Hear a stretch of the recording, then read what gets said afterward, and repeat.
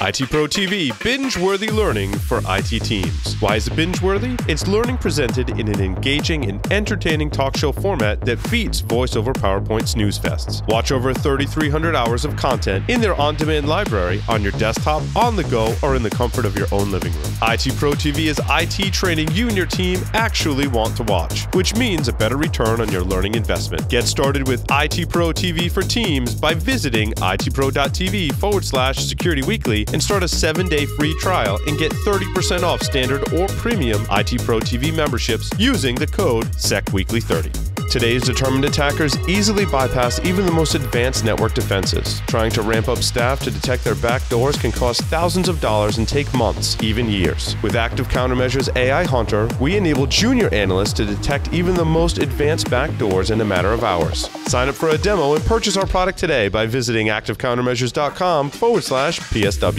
Active Countermeasures. Make every analyst a hunter.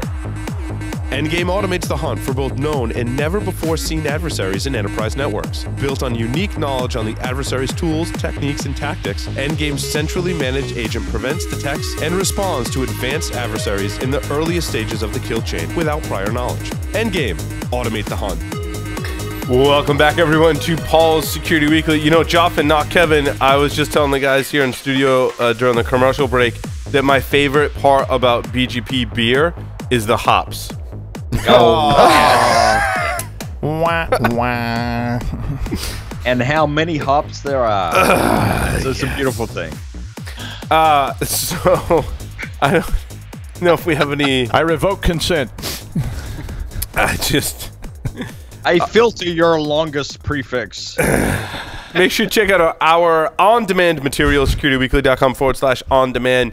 Latest webcast there in our on-demand archive is on Endpoint Security, so make sure you check it out. Now, security news for this week.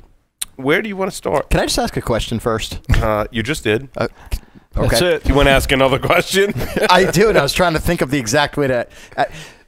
Lee, is that picture on the left in the wiki actually you?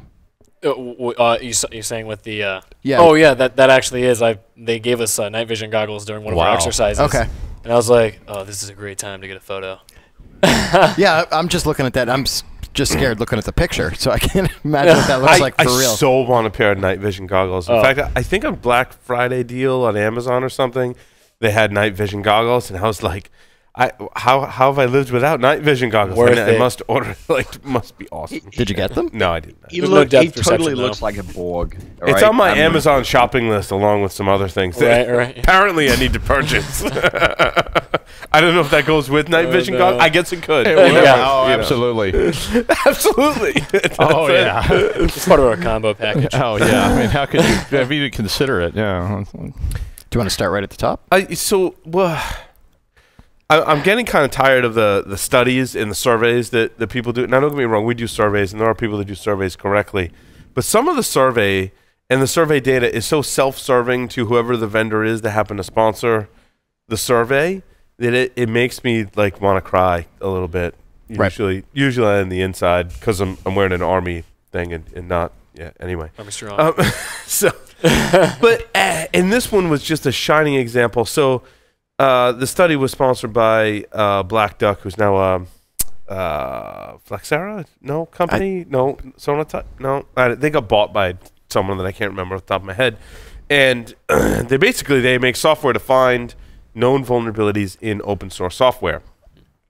So, and I don't know if they did this to just their customers. That was my assumption. Mm-hmm. However, the article states, maybe you can help me interpret this. Okay. And I quote, according to the study, open source components were found in 96% of the applications the company scanned last year. Now, if you think about this in context, right, let's just say that the company is Black Duck, right, scanned this software. Let's assume that they're at their customers who purchased their product so that they could find vulnerabilities in open source components, which means that this statistic means that 96% of their customers have open source software that they're looking to protect with their software that finds vulnerabilities in open source software. Let that noodle around a little bit. That's a lot of words. It's a lot of self-serving this, right? Like, if I'm a Black Duck customer, I likely have open source software. And so the study found that 96% 96% of the customers have one. Go figure. Well, I'm so confused. Yep. Well, there's lies, damned lies, and statistics. It's an old expression, and it all depends on how you define open source software. So if open source software includes the word HTML, it depends. Yeah. I mean, you can always rig a study to show whatever you want it to show. So you define. I feel like you could find evidence on the internet to support whatever your belief is, Absolutely, regardless of what it is. I mean, there's right? guys that believe the Earth is flat out there right now. There's people going, the Earth, it's flat. I've seen it. I mean, look, it's flat. You could go You're find an idiot. internet evidence that the Earth is flat, right? Exactly. Yes, And exactly. I'm like, so all these guys, if they define open source software as including the word HTML in it, then, But I don't even think they have to. I think the fact that they did this scan of their customers' networks, their customers bought them because all of their customers have open source software, that they want to find vulnerabilities in their build process to know that, hey, when I do the next build of our internal software, that when I include this library, oh, by the way, it's vulnerable. Hey, developer, you should probably fix that before you get too much further along. And of course, marketing wants it to have a big number. But the interesting thing here is we talked about in Application Security Weekly. My greater concern with this is not so much, I do believe that this is a problem that everyone should have a solution for, by the way. If you're running software, producing your own software, if you've got an additional piece of software that tells you if your open source software has vulnerabilities, and what the licensing is, a lot of them also include licensing, it's like a no-brainer, return on investment, just awesome, low false positive, it's great. It's the false negatives that get me, because open source and vendors have a varying degree of how they detect this. How do you know if an open source project has a vulnerability, first of all? Because it might not get, in fact, it probably isn't getting a CVE unless it's really super popular. You're not always using super popular things. You might be using Patrick's library that has a vulnerability. Patrick wasn't issued a CVE. And so now it's more difficult and not impossible, because there are vendors that try and tackle this issue. So they're monitoring Patrick's bug reports and looking for keywords or doing some analysis and saying, well, that was a security bug fix, not a regular bug fix. Now, that's still dicey. But when you peel back the layers a little more, you've got the situation where Patrick may fix a vulnerability and just not even think or know that it could be an exploitable vulnerability. I don't know. I fixed the bug, or I changed some code and it fixed some stuff. It works better now, but there was a security vulnerability. Now you're never going to know. If you're using Patrick's old version, you don't know. You need to upgrade to Patrick's new version. Now, the other thing is that Patrick could just say, I'm going to abandon my open source project and never provide updates. Therefore, no one's ever going to find vulnerabilities and report them to you in an automated fashion, because Patrick's not producing bug reports. It's not producing new versions. No CVE numbers are assigned. There's no indications.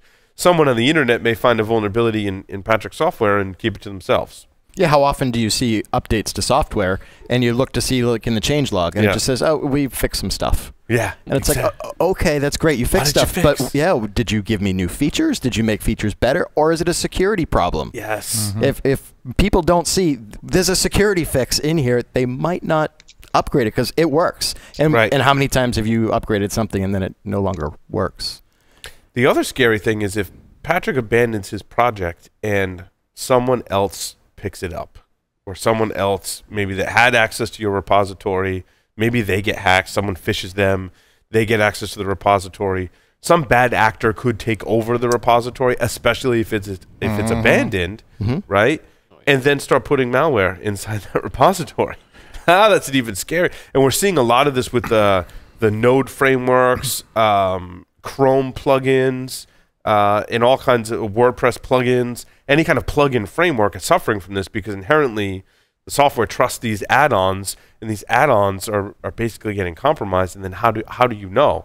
This translates into software. I'm pushing on a brand new software release, and I'm just trusting, this. There's also the acquisition disconnect, where Patrick gets acquired by a third party who gets acquired by another third party who gets acquired by another third party, and these chains of software get looking lost, and there's all these APIs and things underneath the water, and you don't know what's under the water. But the water right now is pretty smooth, and you just don't want to stick your arm in there. You want to leave it alone because it's working, and we don't want to start messing with it, and we don't have the documentation and things from way back when this was first acquired from somebody's garage. I like this idea of getting acquired. Yes. Oh, it's a good thing for you. Yeah, I'll it's take just it. not necessarily so Sure. good way downstream, and we have no idea what's in that box anymore. And similar to what you were saying, Paul, about these new parts that come out, I think I heard this week that there's versions of Fortnite coming out for Android, but it's not out yet in the official version. So, but I've heard that there's kind of knockoff malware-filled versions that are kind of getting in there, and they are claiming to be the official Fortnite on Android, which once you install that, it's not the real thing. Fortnite. It's just, Yeah. Geolocating like Pokemon Go. It could. Yeah, exactly. Yeah, it's game over. Don't install those Android apps. BGH. Did anyone dig into this Git vulnerability? I started to read it earlier, and I was like, I was too much cold medicine or something. No one read it. I think the short version of that one was that with certain Git repositories, after you pull them down, there's a script that runs, and there's a weakness in those scripts, and that's the exploitable piece that they're looking at. I gotcha. Yeah, they talked about cloning repositories and then cloning the sub-modules in them, which I hadn't worked that extensively with Git. So, yeah, make sure you go read that. That link is in the show notes, as are most of the stories we talk about, unless we get really off the... let's talk about resetting your router or not. What is this ridiculous advice I keep seeing about rebooting your router? Like, something has gone horribly wrong when my mom's texting me and asking me, do I need to reboot my router? Always. Yeah, sure. Go ahead. Knock yourself out. Unplug the router, plug it back in. You'll be fine. Every time, Plug it, go to bingo, and then come back. Something. every time the power goes out. But what I don't understand in this conflicting information that I'm seeing is that this VPN filter malware isn't necessarily just memory resident. Right. That it writes itself and is more persistent, in which case rebooting. Well, It's not gonna my fix the reading of it problem. wasn't just reboot. My reading of it was reset to the factory defaults and reboot. So it wasn't just pull a plug and replug it. So the memory resident problem, it was you needed to go wipe it to vanilla and then restart. Sure. Yeah, but isn't the real issue here? It's hijacking DNS, right? I mean, ultimately, the attack involves redirecting DNS to an attacker-controlled DNS server. So to tell a customer to reboot that router is one thing. To tell a customer to verify their DNS server, you just went way beyond their technical ability. And in some circumstances, resetting it may not actually wipe out your DNS settings. Because That's right. Because they're they come stored from the ISP probably. No, well, if they're stored in NVRAM, and you reset the router and it just wipes the firmware back. That could be, yeah. Sometimes, I'm going to say in certain circumstances, Joff or not Kevin, does it? I don't think it resets the NVRAM in certain Not settings. necessarily. Right? That's right. Yeah. Not necessarily. Some products it would. If some products if you typed it in, Product it would be specific. stored. Yeah, different products handle it in different ways that I've seen. Well, yeah, in some products, like if you changed it in the web interface, it would get reset. But if there's malware on it and I can write to NVRAM directly, then it could be a persistent change. So it definitely depends on the environment. No, it's definitely hardware specific. And one thing I find interesting about all of this is that I know that the FBI has taken down the C2 domain that was pushing this out, but imagine if they hadn't. Resetting your router or even resetting NVRAM, it would just get popped again the next time it reaches back out. There's a reason there's a vulnerability in the hardware in the first place. Just resetting it temporarily only means you have a gap in time of not being infected before it gets infected again. And did you read there's a kill switch in this that wipes out either the first part of NVRAM or the first part of the flash? The first part of the flash is the bootloader. It would break the router if you mess with it. Well, if you take out the first however many bytes, well, really, if you start messing with the first few bytes of the flash chip, that's where the bootloader's stored. You basically corrupt the bootloader. It's just like going all the way back in time to when the master boot record viruses were going up and breaking people's computers. I was like, wow, that's a really big... You've been stoned. throwback. Yeah, and even the NVRAM, if you overwrite the first where NVRAM starts at that offset, when the router reboots, the bootloader is going to try and read stuff from NVRAM potentially. If it can't find it, it depends a lot on the configuration of the router because they're all different. But yeah, that could have adverse effects, aka brick. Well, then you can go get rid of the router that's vulnerable to this and get a different one. So Christmas gifts. That's pretty much it. I know there are ways to Well, you can read it. I don't want to give away who, but it was talking to someone. Basically, you can desolder the flash chip, right? Take it off, drop it on a flash reader, which looked to me like a digital scale, but it's a flash reader, and read the contents of flash, right? That's been available for a while. What I don't know if it's bricked and you do that, right? Putting it back that's dicey. That's dicey. Those pins are like super close together. To be able to put it back is going to be tricky. I would think writing to it would be a challenge with that. I'm not sure. Well, you could probably read it and write it on that device and be fine. If you knew exactly what you were doing, yeah. Yeah, well, you could reconstruct the flash. And that's actually not that hard. It's just a mapping of where everything is on the flash chip. That's actually pretty standard. You walked your mom through that on the phone, right? Yeah, exactly. There's no problem. Steady hands. Just a little. I mean, ultimately, I think resetting router to factory defaults and then upgrading to the latest firmware is probably the best thing to do. But no, you're right. There's not many people have the skills to do that. But sure, because I would reset NVRAM back, which is usually some extra commands and kind of dicey. And a lot of them. Anytime you mess with NVRAM, you get the potential to brick the device. I looked a bunch of them up on Saturday, and they didn't have firmware updates for most of those. I was just curious. Right. I went to some of the sites for the products that were susceptible, and it's called DDWort. It's the upgrade if it supports it. Well, yeah. If you can blow a whole new firmware on there, that's a whole nother matter, and you can get around this. But if your product doesn't support that, I did not look to see how many of them would allow me to run Tomato or something on the. If they would, you could do that, yeah. Not at my house. That's all I can say because I'm running a custom Linux as the edge router, but I know that's not available to most folks. So you wonder if there will be a day where the prices come down where we don't have to rely on such a basically a socket system on a chip style devices to be the home firewall. That they'll be able to buy something a little better. That maybe won't have some of these issues. That may be easier to upgrade. I wonder if technology is going to evolve to do that. I know Microsoft's working on or releasing Azure Sphere as a more secure framework for embedded devices, which I'm really excited about. And I think there are better models. Certainly, Ring has a great model for updating their devices so that the user doesn't have to worry about that. But still, ISPs are dropping the ball and not updating. The home router thing has been a mess. I don't think it's a technology problem, Paul. I really think it's a design engineering, economics. Yeah, design engineering problem. It's more of a business problem than it is a technology problem, right? It's not like a technology doesn't exist, right? We all do this, right? We know how to secure an edge router. We know how to build a NAT router. It's a matter of how do we do that and scale up with the appropriate firmware update technology,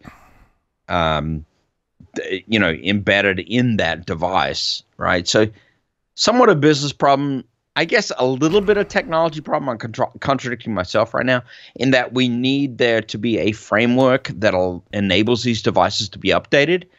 But in terms of the fundamental technology to do absolutely secure NAT routing in a home or a small office, home office environment, that totally exists right now. Yeah. I was thinking the other day about a gadget where, what if you just had at your home border? So this is a total Soho kind of model.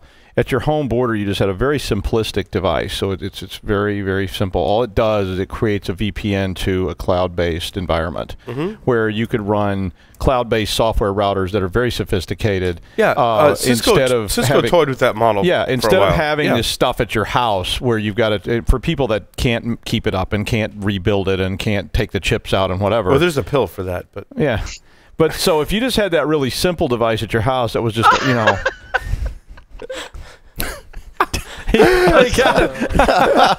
there's a slight time delay. Translated. Yeah. I'm sorry, my mic was muted, but I was cackling before. But But I was thinking about that the other day. Cisco Cisco had that when they had Linksys, and then they sold Linksys off, and it died. But Microsoft's new model is similar. Yeah, and Azure is a cloud-based. And I know that there's appliances that are virtualized, and you can update them. And or how about this? How about in the routers that everyone's using in their homes that aren't like security nerds like us or network nerds? Like we typically build our own or find something better or know how to put custom firmware on it, right? But for people who aren't going to do that, why not just deliver them where the management on the WAN port, the option to turn it on isn't even there? Yeah. Like it's non-existent. You cannot turn it on. Or the ISPs could block it. I mean, they could just block access to that from the inbound. I mean, that's not as effective as disabling it, but it's still something. Disable it. You got to disable it at the manufacturer side because when the ISP gets involved, things get sticky. Some crap's going to happen that's not related to that. I mean, and it doesn't take away the risk entirely because the LAN side is still open, and there have been several documented, well-documented attacks that hit it from the LAN side. My favorite of which is to target Android and use Android to find the routers. I think that's awesome. Anyway, not Kevin. This brings up an interesting point. Where does the responsibility lie? In the manufacturer or at the ISP level? If most of these routers are being provided by the ISP, are they beholden to saying push out firmware updates? Are they the ones who should be configuring them to drop the WAN interface? Or are they the ones who are going to say hands off, it's the manufacturer's fault, they should deal with it? The user should deal with it. Grandma should know how to do a firmware update to make sure not part of the botnet. In the ISP model, they enable the remote access. In fact, there was a story this week where they had enabled the remote access and then accidentally left it on and exposed like 1,000+ routers to the world, like basically wide open, right? Because they forgot to turn it off, and all those. And that's been since I presented in probably 2008 or 9, and had like used Shodan to basically you piece together the information. You're like, well, this router manufacturer, it looks like someone has disclosed that there's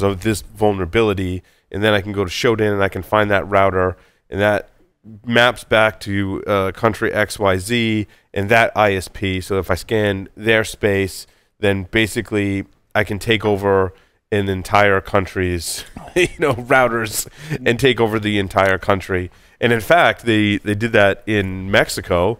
Same process, and all they were doing was just updating the DNS servers to point all of the banks that were popular in Mexico, point their websites to an attacker's website. And that was pretty popular. So I mean, this stuff has been going on for a long time. Again, the only model that I've seen that I think has a chance of really making a big impact in fixing it is Microsoft's Azure Sphere, which we're bringing. I don't know when that's scheduled for because I keep teasing it and I'm really talking up my new friend Galen from from Microsoft. Oh, okay. But I talk with he's total ninja. So, and I keep saying that now he's going to have like these huge expectations from him. He is awesome, and we're excited about that. So, can't not talk about this IoT device security problem without mentioning that. There wasn't. What else? I feel bad for Kaspersky. Am I the only? Do other people feel bad for Kaspersky? No. No. No. No. Not at all. I have a total lack of empathy. I don't feel sorry for anyone. I think your next door neighbors with the Kremlin, right? Yeah, exactly. No, I'm the only.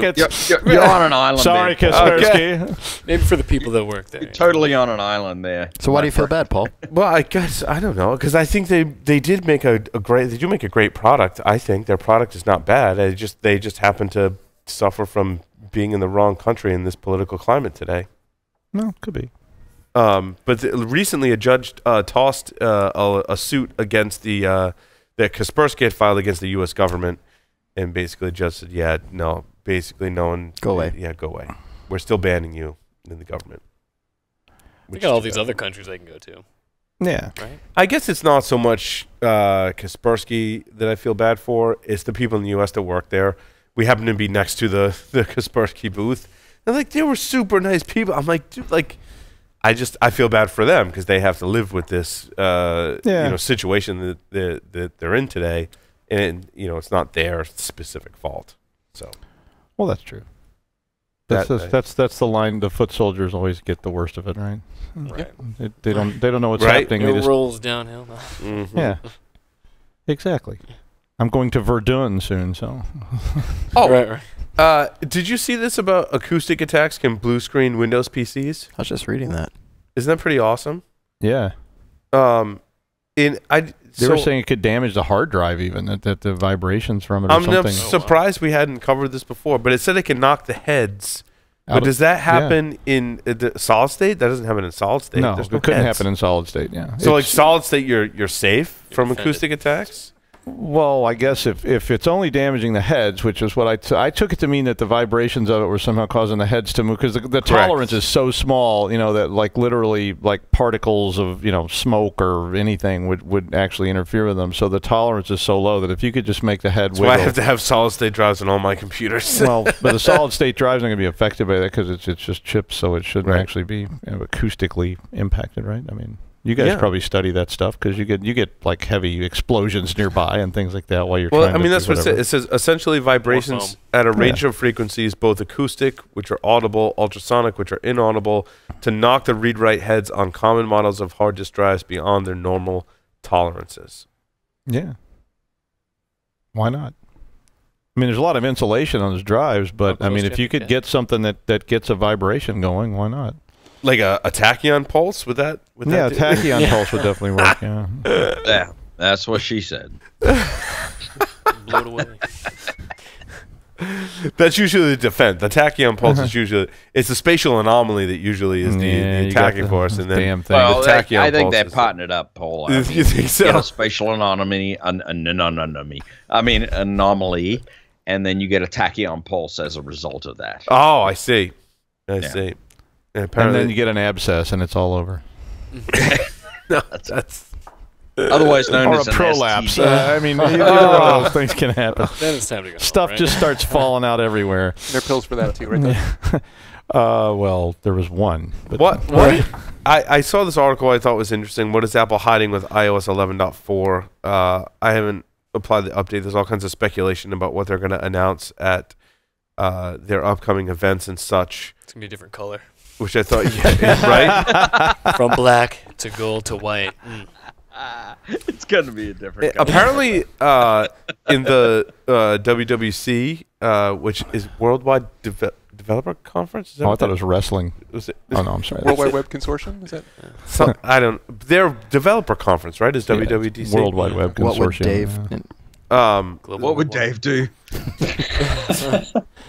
No, it's Apple's developer conference, and they list out all of the sessions, and they just give them ridiculous names. So, like, the sessions are, this one will bring you out of your shell. No squidding. You'll enjoy this one. This one is guaranteed to make a splash. Maybe that's a waterproof feature. One of them is, it's about time we offered this one, and the author really hopes that they're going to get third-party watch faces. It's always been my dream, is to have third-party Yeah. watch faces for my I've been Apple. waiting for that for Bucket years. list item, Yeah. My life will not be complete until I can get third-party watch faces for my including Apple. making the riddles that they had to do Right. there. Yeah. I just think it's. I've always been kind of critical of. Well, not kind of critical of Apple for basically hiding things. I get very leery when vendors, especially in a security context, are like, "Yeah, no comment." It's a Or like- mystery. Yeah, we're just gonna not talk to you about that particular issue, and all if you know something about it, you can't talk about it. That's Well, kind of been like so- Apple's track Oh, yeah. record, right? Well, that's their whole. Yeah, that was part of their shtick, though. I mean, it was It is. their marketing thing. Is that we're special? We're the insiders. We know all the secrets, but you don't. Yeah. Are you good enough? I think Apple really is the best example of that kind of style of marketing. Oh, absolutely. And a lot of people tried to copy it. And I think, and they're it's masters of it. I mean, yeah. just the whole concept is just all about we're you're special because you have that SC. It's like and Yeah, that's the marketing piece, oh, Because then they're like, oh, upgrade. We're just going to put an upgrade on your phone, and we're just going to deteriorate everything technologically wise. They, So they don't even have to do that. They don't even have to do that. They put out a new phone, and they all they got to do is change the color of it. And say, Right. "Look, now there's a pink phone, and people will line up for 45 blocks to pay $900 for a pink phone that's not even. They can even say it's not as good as the last one. we're actually downgrading Yeah, it. but their just wanted market, to share it, you know? their market share plateaued where they did. Sure, they're going to sell to their base, right? But to go beyond that, I mean, No, I mean, they've had come on, some all of us know people that have like really old iPhones and just refuse to upgrade until it stops working, which I think is why Apple said, It's going to be that upgrade that's going to cause it to stop working. They're like, we can help accelerate that process by making it more uncomfortable. We're going to make you upgrade now. So, yeah. I mean, not that that's never been done. I mean, it's just like end of life. So you're going to upgrade. Exactly. If you don't, you're screwed. It's going to stop. I mean, Microsoft did it. You know, it's like that will stop working now. Because otherwise, I'd still be running NT. Yeah. Boy, I just have been off. No. There's a Maybe pill Windows for that. 8, right? There's a pill for that. It's small and it's blue, and you'll be okay. You will step away from NT, and you will have some sort of erection epiphany. If you can properly think. All the blood's draining from your head, Jeff. Something like that. There really wasn't much else interesting to really talk about. To be honest with you. We should probably wrap this up. Yeah, it was a really slow news week. I'm surprised we squeezed that much content out of it, to be honest with you. It's the Security Weekly milking machine. That's right. We squeezed that content out. No, anyway. It's because of the awesomest array of diversity in guests. That's true. We did have some diverse guests on the panel today. I want to thank everyone for participating and joining this episode of Paul Security Weekly. And It was awesome. That concludes I loved it. Paul Security Weekly for this week. Over and out. No.